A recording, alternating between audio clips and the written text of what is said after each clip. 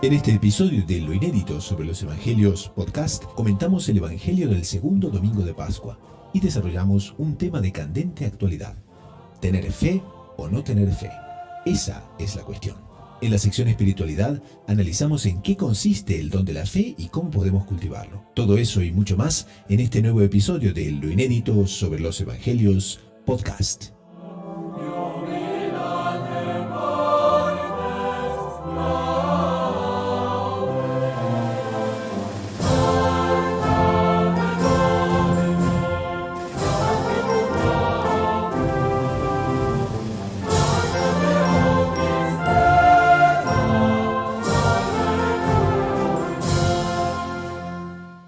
Un gran saludo a la audiencia de Lo Inédito sobre los Evangelios en Radio María, la voz católica que te acompaña.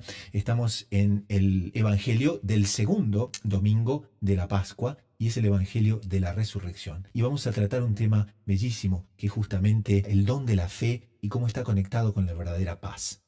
Para beneficio nuestro, los apóstoles vieron a Jesús resucitado, creyeron en la resurrección y dieron testimonio de ella, para que creamos nosotros y para que creyendo nosotros también tengamos la vida eterna. Y ese es el tema que vamos a tratar hoy. Estamos con el hermano Fernando Pío. Salve María, hermano Fernando. Salve María, hermano Gustavo. Que nos atiende de esta vez desde Toledo, España. Ha retornado desde Roma, donde estaba por los otros programas. ¿Ha ido todo bien el viaje? Muy bien, gracias a Dios. Bueno, se alegra mucho. Como ustedes saben, el hermano Fernando Pío Galán, de los Heraldos del Evangelio, es doctorado en Teología Espiritual por la Pontificia Universidad Santo Tomás de Aquino de Roma y es además misionero en España. También desde Bogotá, Colombia, al doctor Saúl Castiblanco, que también se nos une hoy al programa. Salve María, hermano Gustavo, salve María, hermano Fernando, y una alegría estar con ustedes y con la querida audiencia. El doctor Saúl Castiblanco es psicólogo, editor de la agencia de noticias Gaudium Press, edición hispana, es bachiller en ciencias religiosas por la Pontificia Universidad Santo Tomás de Aquino de Roma, el Angelicum, y por la Domuni, la Universidad Internacional de los Dominicos, con sede en Toulouse, Francia. Y vamos al Evangelio que dice: al anochecer de aquel día, el primero de la semana, estaban los discípulos en una casa con las puertas cerradas por miedo a los judíos.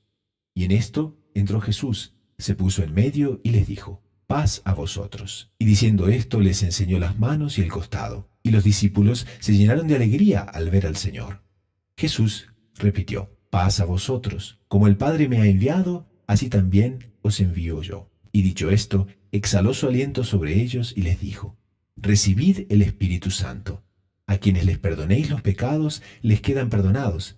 A quienes se los retengáis, les quedan retenidos. Tomás, uno de los 12, llamado el mellizo, no estaba con ellos cuando vino Jesús. Y los otros discípulos le decían: hemos visto al Señor. Pero él les contestó: si no veo en mis manos la señal de los clavos, si no meto el dedo en el agujero de los clavos y no meto la mano en su costado, no lo creo. A los 8 días estaban otra vez dentro los discípulos y Tomás con ellos. Llegó Jesús, estando cerradas las puertas, se puso en medio y dijo: paz a vosotros. Luego dijo a Tomás: trae tu dedo, aquí tienes mis manos. Trae tu mano y métela en mi costado, y no seas incrédulo, sino creyente. Contestó Tomás: Señor mío y Dios mío. Jesús le dijo: porque me has visto has creído. Dichosos los que crean sin haber visto. Muchos otros signos que no están escritos en este libro hizo Jesús a la vista de sus discípulos. Estos se han escrito para que creáis que Jesús es el Mesías, el Hijo de Dios, y para que, creyendo, tengáis vida en su nombre. Y nos situamos a la audiencia justamente en el drama que está ocurriendo entre los apóstoles, porque ellos justamente se empiezan a sentir el ambiente de inseguridad en el que están sumergidos y al mismo tiempo ven la necesidad de cerrar el cenáculo, de cerrar todas las puertas y quedarse allá adentro justamente por miedo a que su integridad física sufra consecuencias terribles. Y en ese momento entonces es cuando Jesús entra en la sala. Hay que tener en cuenta, me gustaría marcar, que es que el miedo que tienen los apóstoles es real y es pleno. Ojo, a Cristo lo han matado los romanos, el imperio romano, con todo el poder que eso implica. O sea, a pesar de que no existiera una orden directa contra ellos, han matado a su líder, al líder que entró triunfalmente en Jerusalén, al líder que obraba milagros. Por mucho que ya lo han visto resucitado, aún eso no les basta para sentirse libres de la influencia y sobre todo del alcance de la espada romana. Entonces tenemos que ponernos en esa perspectiva. El miedo era muy concreto. Muy concreto y muy real, y después que evidentemente ser arrestado en esos días, en esos momentos y sobre todo en aquella época, cargaba realmente consecuencias atroces. Bueno, y era un miedo que era posterior a la constatación de la resurrección. En el Evangelio del domingo anterior nosotros vemos que tanto San Juan como San Pedro, cuando vieron el cuerpo ausente de nuestro Señor en el sepulcro, ellos creyeron. Entonces también era un miedo que no tenía en consideración esa certeza interna que ellos tenían de que Cristo había resucitado, y digámoslo, también era un miedo no compartido por la Magdalena. En esa ocasión nuevamente la Magdalena demuestra una valentía que no tenían los apóstoles en ese momento. Ahora, nuestro Señor quiere dar una demostración irrefutable de su resurrección. Entonces, Él aparece en el medio de los apóstoles con las puertas cerradas y quiere mostrarnos también que está con las características del cuerpo glorioso. No sé si les gustaría comentar exactamente en qué consiste el cuerpo glorioso. Para nuestra audiencia sería muy interesante justamente hacerlo bien claro en qué consiste eso. El cuerpo glorioso, cuando se habla del cuerpo glorioso, también se habla del cuerpo resucitado, ¿no? Son las dos maneras que se puede hablar. Propiamente es una asimilación a las características que tendría los cuerpos. Acordémonos, los cuerpos en el cielo, porque no nos podemos olvidar, la resurrección, nosotros creemos en la resurrección en cuerpo y alma. Al final de los tiempos, imitaremos a Cristo gozando de la presencia de Dios con nuestro cuerpo. De hecho, aprovecho hacer un pequeño inciso litúrgico, con las dos fórmulas del credo, el largo y el corto, que se dice comúnmente en España, el de Jerusalén y el de Nicea. En el de Nicea creo en la resurrección de los cuerpos, en el credo largo, en el de Nicea, pero en el de Jerusalén, o el símbolo de los apóstoles, también llamado corto, creo en la resurrección de la carne. Nosotros, los muertos, resucitan con su alma y su propio cuerpo, no otro. No es un cuerpo creado, es el propio cuerpo. Bueno, este propio cuerpo, que es el que tenía nuestro Señor, que era su cuerpo, tiene, a pesar de ser el mismo cuerpo que la María Magdalena habría lavado, el mismo cuerpo que se habría ensuciado con polvo, que habría tenido sed, ya tenía las características propias del cuerpo en el cielo. Entonces, por excelencia, el cuerpo glorioso, cuerpo resucitado, no puede sentir dolor, no tiene las limitaciones del dolor, cansancio, de la degradación de la suciedad que tiene la tierra. También se llama impasibilidad. Impasibilidad, sí. Que el mal físico no sea accesible al cuerpo. Ese punto, o sea, obviamente, una vez que resucitado, entonces glorioso, tampoco puede morir. Sería un sinsentido. El cuerpo glorioso, ojo, trataremos después, esta resurrección de Cristo. Lázaro, cuando resucita con el cuerpo padeciente. De hecho, Lázaro vuelve a morir. Los restos de resurrecciones que se dan en la Biblia, que no son la de Cristo, son todas resurrecciones, pero no la definitiva, la de Cristo. Por lo tanto, se resucita con el cuerpo y con las características terrenales, ¿no? Entonces, la primera es esto, la impasibilidad. Después se habla también de la sutilidad.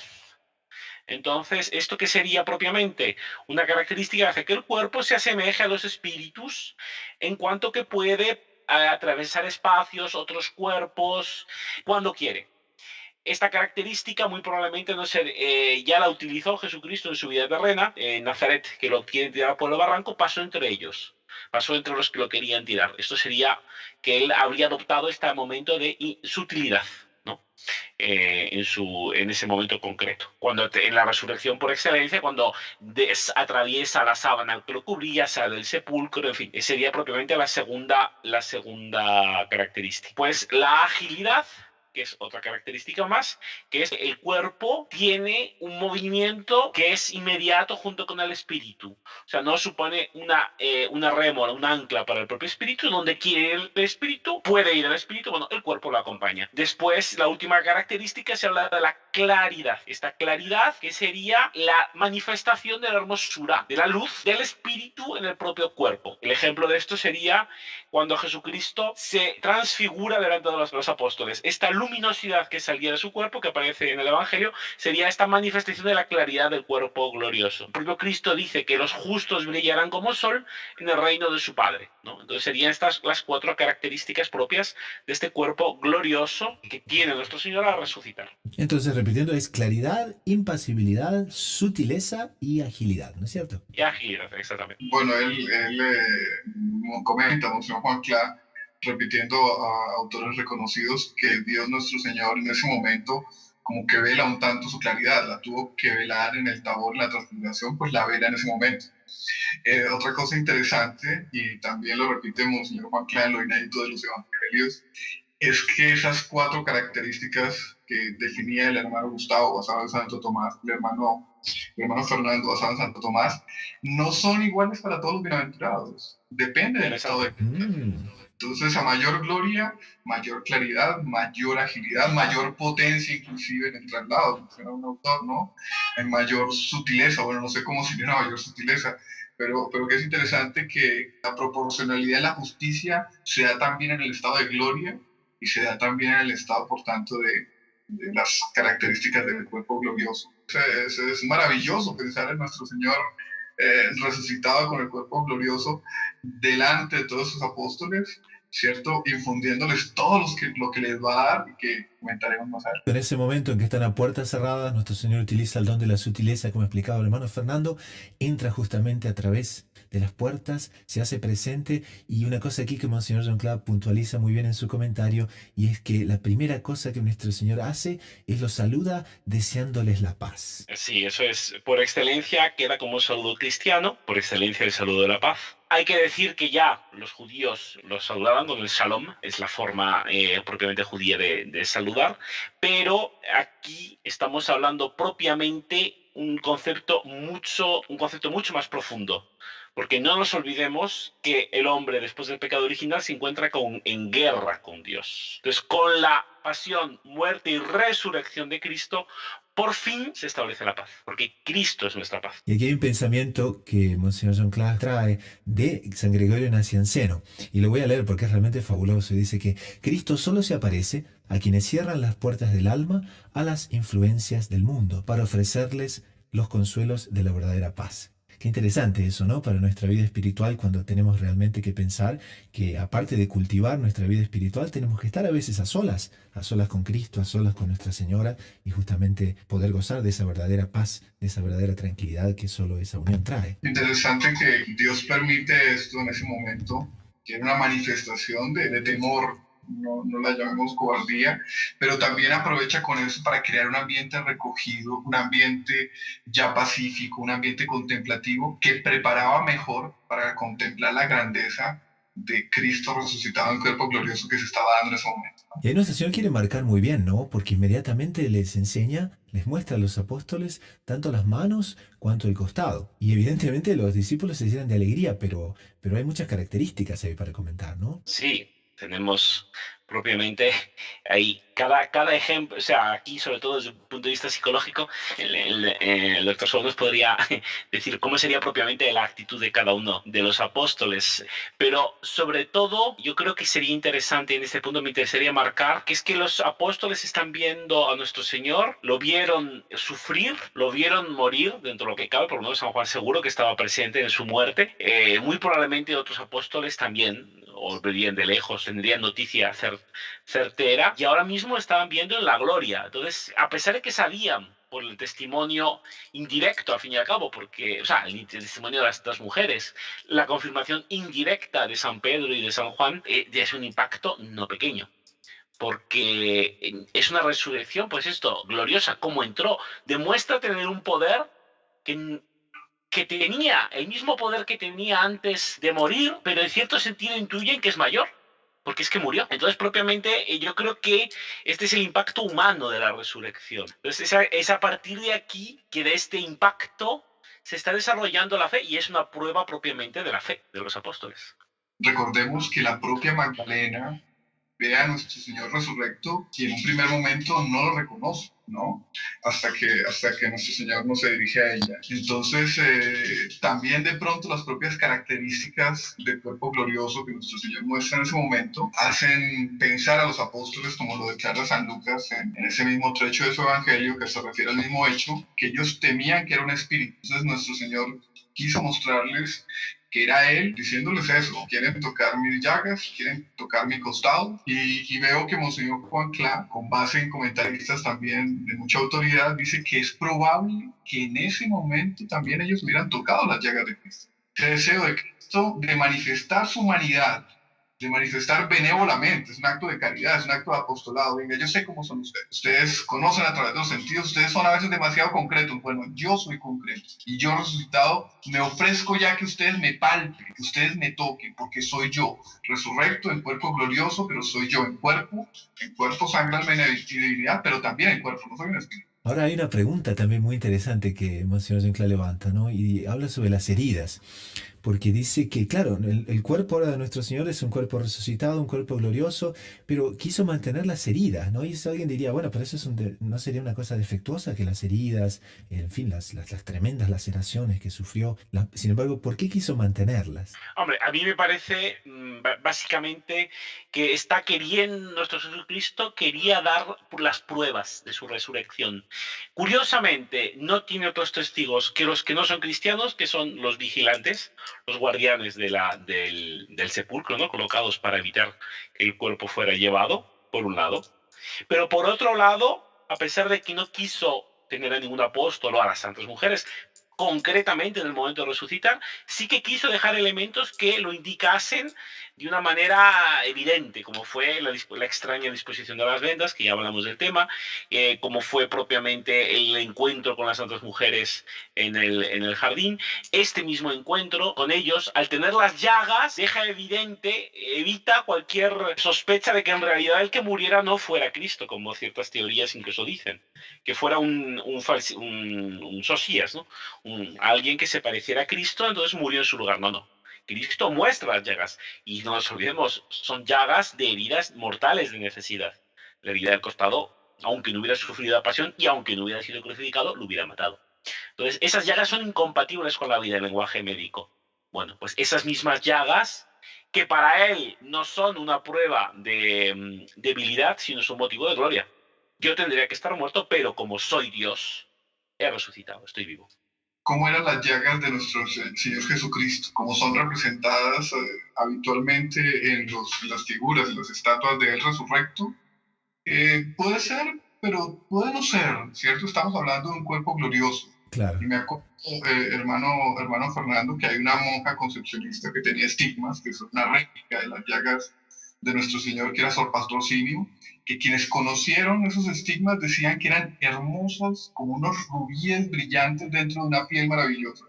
Entonces, no necesariamente esas llagas son las heridas que nosotros conocemos cuando se producen pues esas heridas, ¿cierto? Puede ser algo sencillamente hermoso, pero aunque no lo fuera, también es hermoso por el testimonio de entrega sublime que hizo nuestro Señor y que nos rescató, ¿no? Ahí él les dice que reciban el Espíritu Santo, ¿no? Dicho esto, exhaló su aliento sobre ellos y les dijo, recibid el Espíritu Santo. Y una cosa importantísima, a quienes les perdonéis los pecados, les quedan perdonados, y a quienes se los retengáis, les quedan retenidos. Bueno, esto me parece, es un ejemplo, otro ejemplo más que tenemos en los evangelios, de lo que sería la didáctica divina. O sea, nuestro Señor Jesucristo les está anunciando la venida del Espíritu Santo. No nos olvidemos de que el Espíritu Santo realmente los va a llenar y va a venir sobre los apóstoles en la ausencia de Cristo, después de la ascensión. Es un punto muy importante que comentaremos en su momento, pero en este momento los está preparando, ¿no? Y al hacer esto con los apóstoles, está instruyendo a la iglesia. No nos olvidemos, la está fundando. Ya, estos son los momentos propiamente iniciales. Después, desde el momento de la cruz ya se puede considerar los primeros momentos, el noviciado, digamos, de la Iglesia. Entonces, nuestro Señor nos está diciendo a los cristianos de todo el mundo cuál es el proceso. Entonces, hay una preparación, no lo envía directamente, los prepara en cierta manera. De hecho, estos ritos después son utilizados para la preparación de los catecúmenos, para el bautismo, se utilizan justamente ciertos ritos litúrgicos que reflejan esta didáctica de nuestro Señor. Entonces, esta es una parte importante para que tengamos cuenta. Por otro lado, también nos está diciendo, la fe, no nos olvidemos, esto lo hemos dicho muchas veces, no es un sentimiento, más una aceptación, no reside en la sensibilidad, reside en la voluntad. Entonces, proporciona elementos a esta voluntad, no coloca este sentimiento directamente en la sensibilidad de los apóstoles. Entonces, este anuncio del Espíritu Santo es obviamente el anuncio de este auxilio, porque la fe también requiere de un auxilio, que es la gracia propiamente dicho. Entonces, en esta exhalación por parte de Cristo hay una ayuda, hay un punto inicial, es una cosa progresiva que exige una cierta aceptación progresiva por parte de los apóstoles. O sea, no fue una comunicación, pregunto, hermano Fernando. Sí, exactamente, fue progresivo. Pero sí fue una comunicación, ¿no? Sí, no. Fue progresiva, pero fue comunicación, por supuesto. Ya con esto ellos tenían una mayor auxilio, una mayor fuerza, una mayor disposición para creer. Exactamente. Ahora, aquí aparece una frase muy importante, ¿no? Porque dice, a quienes les perdonéis los pecados, les quedan perdonados. A quienes se los retengáis, les quedan retenidos. Es directamente la institución del sacramento de la confesión, ¿no? El sacramento de la reconciliación. Interesante que Monseñor Juan Cla, en lo inédito de los evangelios, dice que él les comunica en ese momento, no la plenitud, pero les comunica el Espíritu Santo con el único objetivo de darles el poder de perdonar los pecados. Entonces, previo a otorgarles el poder, les da una comunicación del Espíritu Santo, ¿no?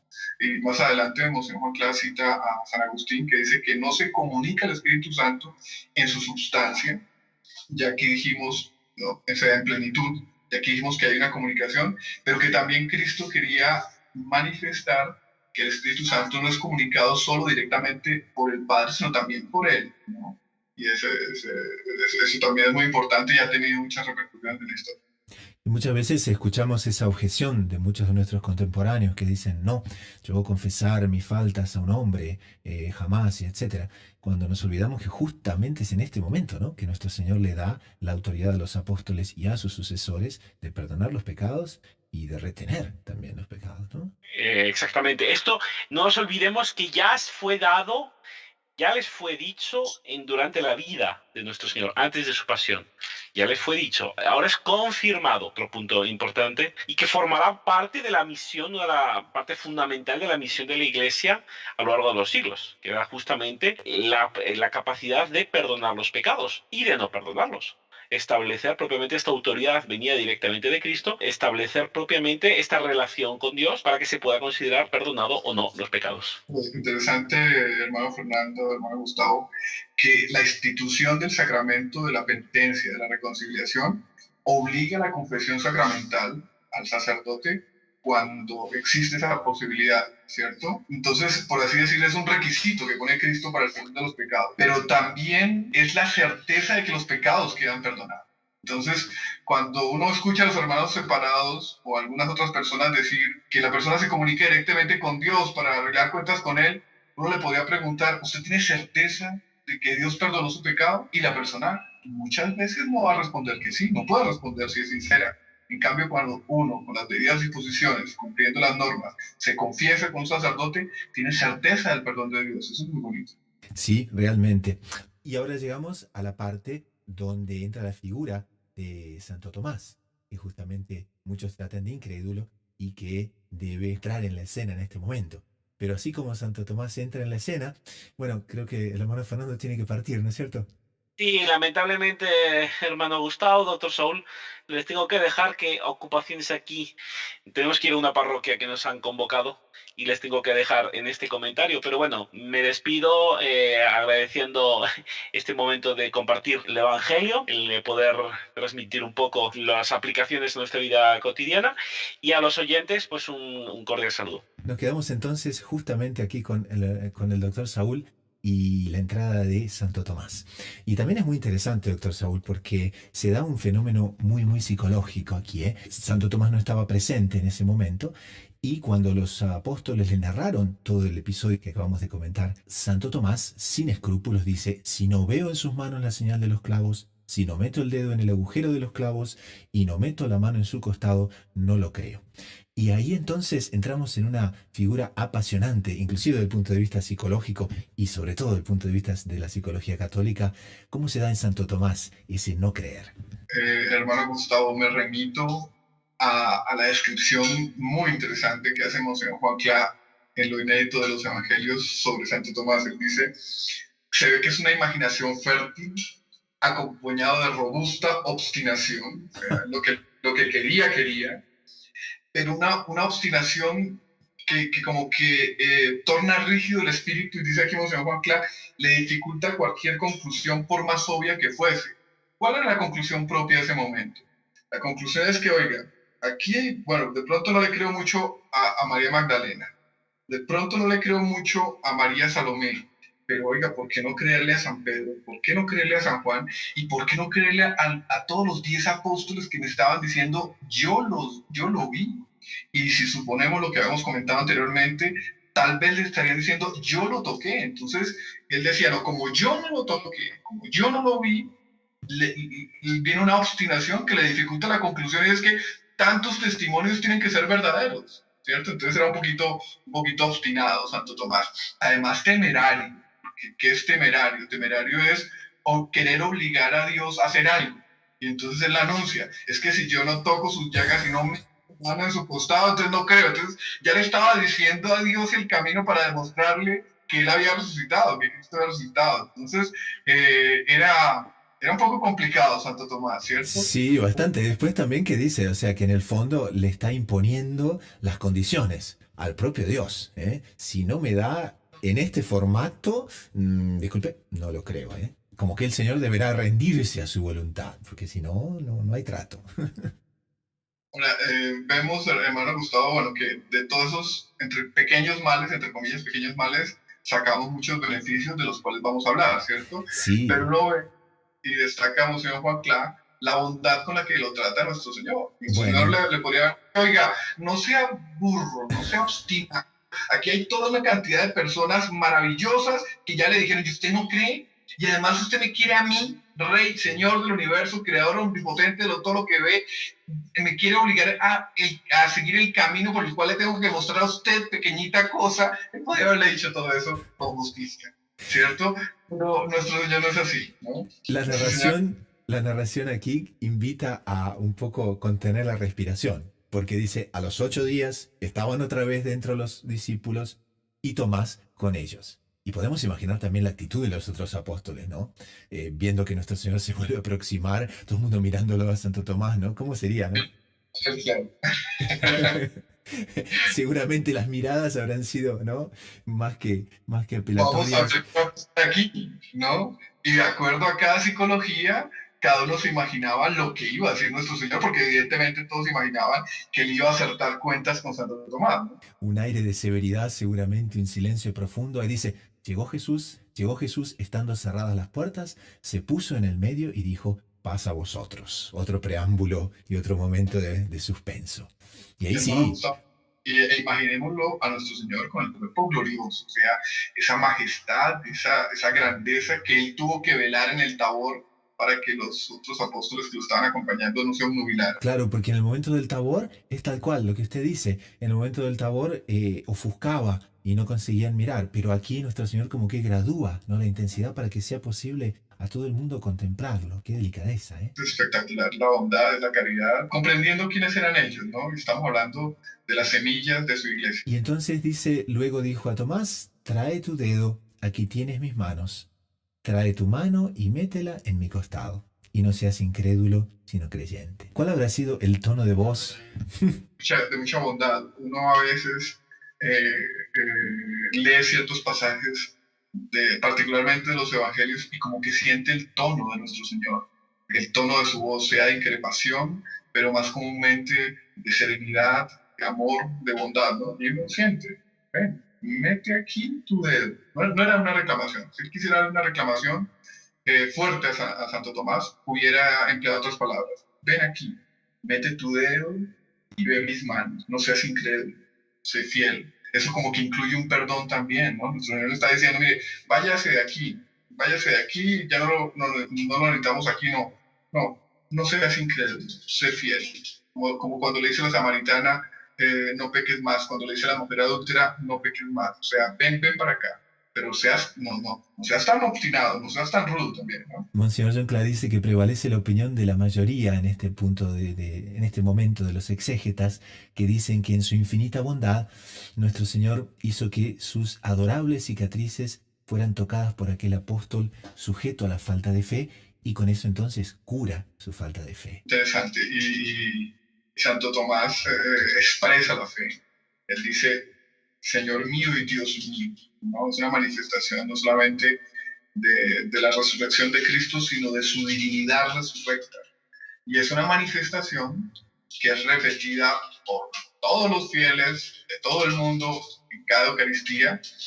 Y es para ver cómo Dios saca bienes de los males, ¿no? Es una confirmación completa de que no era un espíritu, de que no era una aparición, de que no era un engaño, una ilusión o una, como hay costumbre hoy en día, enfermedad psicopatológica, no. Era un hombre obstinado, muy concreto, seguramente con un sentido común muy fuerte, que solo creía lo que él tocaba, que termina aceptando. Aquí está la divinidad, aquí está Cristo resucitado. Y tenemos que ver también la figura de Santo Tomás, que pasa entonces de ser incrédulo a tomar una actitud lindísima, a transformarse, y después no podemos olvidarnos, Santo Tomás es el que evangeliza, es el que convierte toda la India, y son cristiandades que hasta hoy en día perduran 2000 años después. Es bonito en ese hombre que podemos concebirlo rudo, después de esa prueba y esa manifestación maravillosa de Cristo, la fe se ahinca, la fe se enraiza de una manera muy profunda, y es el gran apóstol de Oriente, el gran apóstol que hasta hoy en día, ¿no? Bueno, don Gustavo, que es un excelente fotógrafo bien andante, estuvo en un santuario de Santo Tomás en la India el año pasado, si mal no recuerdo. Sí, fue realmente un momento impresionante porque es el lugar donde Santo Tomás de hecho fue martirizado. Hay historias absolutamente apasionantes que podemos después dedicarle un programa entero si tenemos la oportunidad, pero en que realmente él se dedica a convertir a aquellos reyes, se dedica a convertir a las personas y justamente acaba sus días martirizado cerca de la presente Chennai, que es justamente a lo que antiguamente en el tiempo de las colonias inglesas se llamaba Madrás. Y entonces todavía se conserva la cueva y las personas pueden ir en peregrinación. Es realmente uno de los lugares más bendecidos que se puede imaginar uno. Al santuario se le llama la Lourdes de Oriente, me acuerdo que usted comentó. Ah, claro, no, ese es otro, es Nuestra Señora de Velankani. Ese es un poquito más al sur, ya enfrente al Golfo de Bengala. Pero lo que es la parte de Santo Tomás está del lado este, donde está el santuario que está en Chennai, y del otro lado oeste hay todavía 7 iglesias fundadas por Santo Tomás que, como les decía, perduran hasta hoy en día. Muy bonito porque la jaculatoria, la oración Señor mío y Dios mío, también ha pasado a nuestros días y es para usarla muy bien, sobre todo cuando recibimos la comunión. Confesamos la presencia de nuestro Señor en cuerpo, sangre, alma y divinidad, y nos unimos a Santo Tomás en esa bellísima oración que hizo, ¿no? Señor mío y Dios mío. Realmente confesar la divinidad de nuestro Señor. Bueno, en ese sentido, don Gustavo, comenta Monseñor Juan Clark también, muy apropiadamente, que nosotros tenemos la posibilidad de hacer algo mayor que tocar el cuerpo de nuestro Señor, ¿no? Y ese es de introducirlo dentro de nuestro cuerpo en la comunión, porque ahí está de manera real el cuerpo, sangre, alma y divinidad, y cuerpo también de nuestro Señor Jesucristo. En estos días, don Gustavo, no sé si usted se enteró, hubo una manifestación eucarística muy interesante en el país de origen de don Gustavo, y es el de un sacerdote que conozco, un tipo muy serio, no sé si sigue siendo, pero cuando yo lo conocí, era el director nacional de catequesis de la Argentina, que estaba en plena misa, y tanto él como el acólito vieron el rostro de nuestro Señor en la hostia y se lo comunicaron al arzobispo, si no me equivoco, es el obispo o arzobispo de San Isidro, si mal no estoy. Entonces es impresionante cómo nuestro Señor se sigue manifestando en la hostia, cuerpo, sangre, alma y divinidad, Y bueno, tenemos esa posibilidad de tener un contacto íntimo, profundo y transformador con Él. Entonces, ¿esto es un nuevo milagro eucarístico que ha ocurrido, doctor Saúl? Pues él vio lo que relata el sacerdote en la carta, en la comunicación al arzobispo, que él vio el rostro. Y no solamente él, el acólito. Y entonces el obispo, sabiendo quién es el sacerdote, una persona muy seria, acredita y hace votos para que esa manifestación profundice la devoción eucarística tanto en la parroquia cuanto en la diócesis, ¿cierto? Pero pues también recientemente en Argentina están en investigación, han habido realmente lo que se conocen como milagros eucarísticos, que es transformación del pan y el vino, de esas apariencias, en carne real, ¿cierto? Y en sangre real. Entonces podemos mencionarlo mejor como una manifestación eucarística. Manifestación eucarística. Bueno, entonces hay que estar bien atentos. Volviendo un poco al Evangelio, ahí nuestro Señor contesta a Santo Tomás de una manera bondadosísima, porque dice, porque me has visto, has creído. Dichosos los que crean sin haber visto. También nos pasa esto cuando justamente tenemos que practicar la fe. Porque la fe, para ser verdadera, tiene que tener tres características que son muy desafiantes, ¿no? Una es que no podemos entender totalmente, no podemos ver totalmente y no podemos sentir totalmente. En el momento que vemos, sentimos y entendemos, la fe ya no hace falta. Entonces la fe como que exige no entender, no ver y no sentir. En ese sentido, esa expresión que acabamos de tratar del Evangelio, es como que es diciéndole a Santo Tomás, oiga, ellos creyeron, otros creen sin ver. Esa es la fe. En este momento usted no tuvo esa fe, ¿no? Pero nuestro Señor nos llama a tener esa fe. El tema que trataremos en la sección de espiritualidad. Entonces pasamos a un espacio musical y enseguida retornamos con la sección espiritualidad, donde hablaremos sobre el don de la fe y qué implica.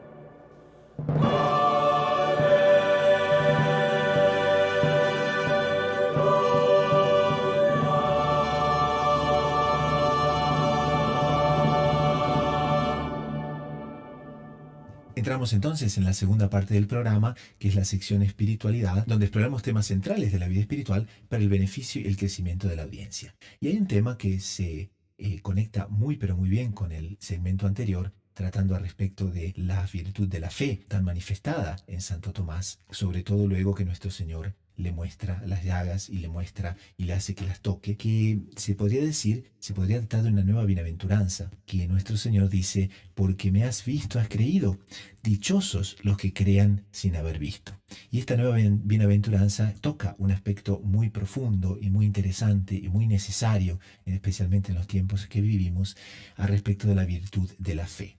Doctor Saúl, ¿cómo es la fe? Bueno, quisiera, hermano Gustavo, repetir la definición que el padre Rollo Marín, en su famosa Teología Moral por las Seglares, da de la virtud de la fe, que es una virtud teologal, es una virtud infusa.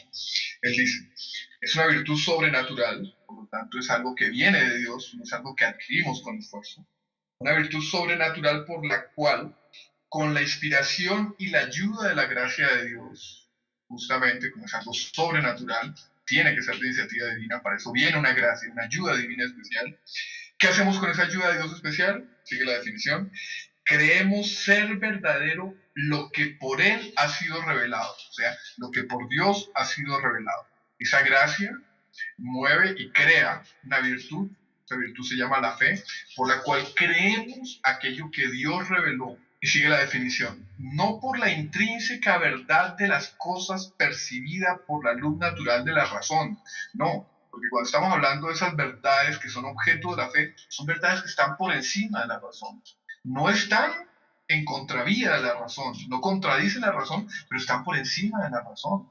Por ejemplo, que Dios es uno, eso lo llegaron a conocer los filósofos de la antigüedad, pero que Dios es uno y trino, hasta allá no podían llegar. Eso nos fue revelado. Entonces la virtud de la fe, objeto que parte de una gracia, una iniciativa de Dios, nos mueve a creer eso. Entonces, estas son verdades, las verdades de la fe, que no son alcanzadas por la mera luz de la razón, están por encima de la razón. Por ejemplo, la del Dios uno y trino. Los filósofos de la antigüedad sabían que Dios era uno. Ellos, algunos, no todos, evidentemente, ¿no? Se dieron cuenta que no podían haber muchos dioses, que solo podía haber uno, porque ese omnipotente, ese omnisciente, ese solo puede ser uno. Pero ellos nunca llegarían al conocimiento cristiano que nos fue revelado de que Dios es uno, pero también tres personas divinas. Entonces, la autoridad de Dios y la autoridad de la iglesia que Él dejó nos enseña esa verdad, y esas verdades son las que son objeto de la fe, las que creemos por la fe. Después la razón, como lo hacen los teólogos, como lo hace Santo Tomás, intentará mostrar la conveniencia de la aceptación de esa verdad, de cómo esa verdad no contradice la razón, pero llegar a esa verdad es objeto de la fe. También la figura de Santo Tomás, cómo ayuda en ese cierto sentido, porque alguien dirá: no, Santo Tomás el incrédulo. Pero si no fuese justamente Santo Tomás el hecho de haber colocado sus dedos dentro de la llaga, nuestra fe podría también muchas veces sentirse avalada, y él viene a confirmarlo por ese acto. Inclusive Santo Tomás de Aquino llega a decir que la fe de millones en determinado momento dependió de ese acto de Santo Tomás, tocar la llaga de nuestro Señor. Es tan importante, don Gustavo, la creencia en la resurrección de Cristo, que sabemos para nuestra fe cristiana, para toda nuestra vida espiritual, que sabemos lo que dice San Pablo: si Cristo no hubiera resucitado, vana sería nuestra fe. Porque la resurrección de que todo lo que Él nos dijo y todo lo que Él hizo es verdad y nos lleva a la vida eterna, ¿cierto? Y es una resurrección en cuerpo glorioso.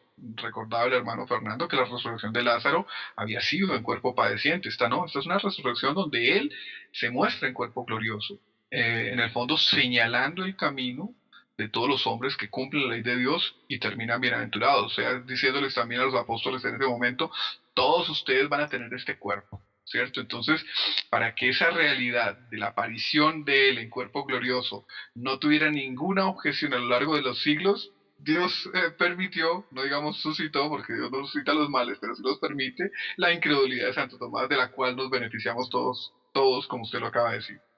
Y ese dichosos los que crean sin haber visto. Porque muchas veces nuestra vida pasa, ¿no? Nos encontramos frente a un sufrimiento grande, nos encontramos frente a una noche oscura, nos encontramos frente a momentos donde realmente no sabemos qué es arriba, qué es abajo, qué es de frente, qué es atrás. Estamos como que, ¿no?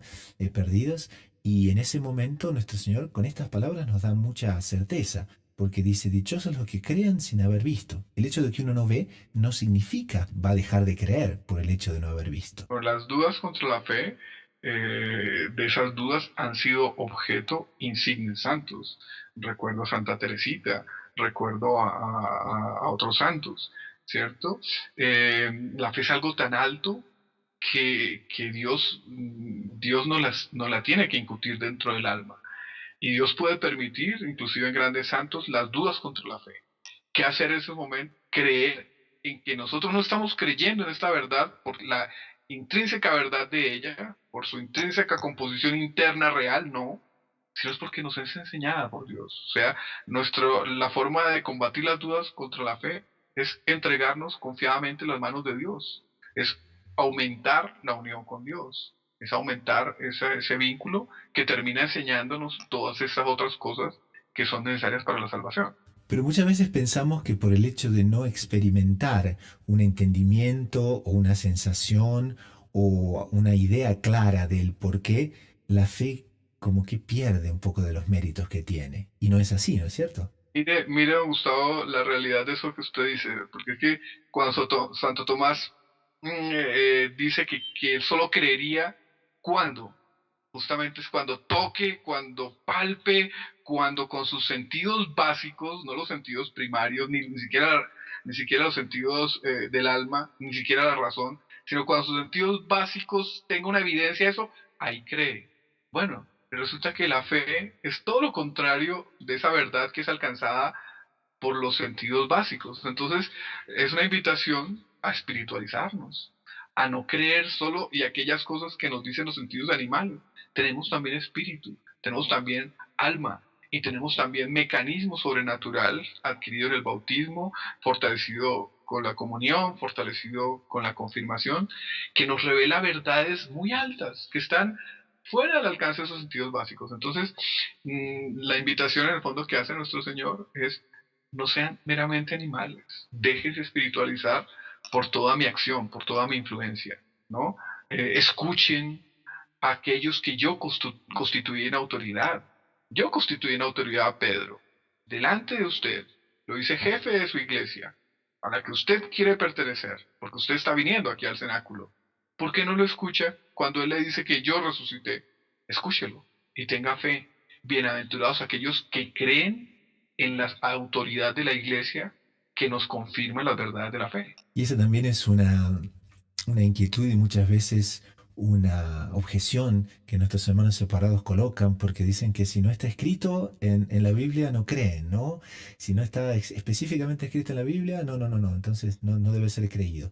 Y aquí viene justamente el versículo número 30 que dice, muchos otros signos que no están escritos en este libro hizo Jesús a la vista de los discípulos. Esto realmente derrumba totalmente, ¿no? La noción de la sola escritura. La sola escritura es un gran error, entre otras cosas por la realidad que vemos de las mil interpretaciones con apariencia de verdad, de validez que se le pueden dar a las escrituras. Y justamente Dios nuestro Señor, sabiendo que nuestra razón es débil, que ante un mismo versículo no puede sacar conclusiones muy diversas, Él instituye la autoridad. Instituye la autoridad para definir cuál es la interpretación verdadera. Y en ese sentido, esa es la autoridad que nos enseña la fe, porque la fe también termina siendo la interpretación verdadera de aquello que Dios nos reveló, también a través de las escrituras, pero no solo a través de las escrituras, ¿cierto? Entonces, la autoridad es necesaria. Y en concreto es la autoridad de los papas, a quienes Cristo prometió que su fe no desfallecería. Entonces, cuando un papa, en materia de fe y moral, de forma solemne, define una verdad de fe, esa verdad de fe tiene que ser creída, porque el que no cree esa verdad de fe queda ciego. Dios no nos ofrece las verdades de fe simplemente porque quiere decirnos cosas lindas, sino porque son necesarias para la salvación, ¿cierto? Entonces tenemos que creer en esas autoridades definidas por Cristo. por el propio Cristo y que se han sucedido a lo largo de los tiempos. Y lo lindo puntualizar es que esas autoridades existen justamente para fortalecer nuestra fe, para mantenernos en la fe. Y a tal punto que la conclusión del Evangelio de hoy es esa. Estos se han escrito para que creáis que Jesús es el Mesías, el Hijo de Dios, y para que creyendo tengáis vida en su nombre. O sea, tener vida en su nombre sin la fe es imposible. Y justamente nuestro Señor quería puntualizar ese aspecto. Por ejemplo, don Gustavo, esa verdad de fe de la maternidad divina, es algo maravilloso. La maternidad de la Virgen, ¿cierto? La maternidad divina de Nuestra Señora. Es una cosa maravillosa. Ella es madre no solo de Cristo hombre, ella es madre de Cristo Dios. Es una cosa maravillosa, es una cosa muy linda. Pero no solo es linda, es necesaria. ¿Por qué? Porque a partir del dogma de la maternidad divina, nosotros deducimos la maternidad de la Virgen sobre toda la Iglesia y deducimos que el camino para llegar a Cristo termina siendo Nuestra Señora. Entonces, quien conoce esa verdad, conoce el atajo para llegar a Dios, para unirse con Cristo nuestro Señor. Entonces, es un ejemplo simplemente de cómo la verdad de fe no es solamente algo lindo, sino es algo necesario. ¿Y quién nos define esas verdades de fe? Pues la autoridad definida también por Cristo para regirnos, para orientarnos, para llevarnos al cielo, que es la Iglesia, y en concreto que es el magisterio de los pontífices. Una conclusión que no podía ser mejor para terminar este segmento de espiritualidad es justamente referirnos, volver nuestros ojos hacia Nuestra Señora, hacia María Santísima, y terminamos quizás leyendo lo que el propio Monseñor John Clare escribe aquí a modo de conclusión y dice: en este mundo ateo, relativista e impregnado de orgullo, levantemos nuestros ojos hacia aquella que jamás vaciló en la fe ni en virtud alguna, e imploremos su poderosa intercesión de madre para obtener de su Hijo resucitado gracias eficaces y superabundantes para practicar en estado heroico las virtudes teologales y cardinales. O sea, para alcanzar una plena santidad de perfil mariano. Y eso es justamente a lo que estamos llamados los católicos, ¿no? A tener esa santidad bien marcada y perfil mariano. Y con eso entonces podemos pasar, doctor Saúl, a las sugerencias de la semana. Doctor Saúl, ¿qué nos recomienda entonces para esta semana? Quería recomendar un artículo aparecido en Aleteia, con quien, valga la cuña, valga la propaganda, Gaudium Press tiene una parcería, una alianza. Es un artículo de Jaime Septien, que se titula Las evidencias de la resurrección de Jesús en la sábana santa. De hecho, el Santo Sudario de Turín es maravilloso, aunque esas evidencias han querido ser negadas, inclusive con argumentos pseudocientíficos. Continuamente las investigaciones muestran una maravilla tras otra del Santo Sudario de Turín, y para estos días de Pascua, pues recomendamos fortalecer nuestra fe, ya que veníamos hablando de la fe, fortalecer nuestra fe contemplando las maravillas incluidas en el Santo Sudario de Turín, que podemos leer en este artículo de Aleteia, del cual colocaremos el link a disposición de los escuchas. Para aquellos que bajan el programa en la website nativa del programa, loineditomultimedia.com, pueden encontrar también las notas del programa.